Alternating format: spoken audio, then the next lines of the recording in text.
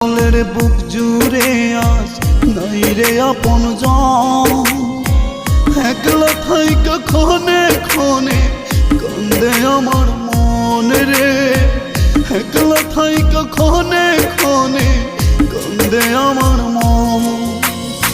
স্বার্থ লোভী বেঈমান কি আর আগে চেনা যায়, স্বার্থের জন্য মিছে মিছে করে অভিনয় রে, স্বার্থের জন্য মিছে মিছে করে অভিনয়।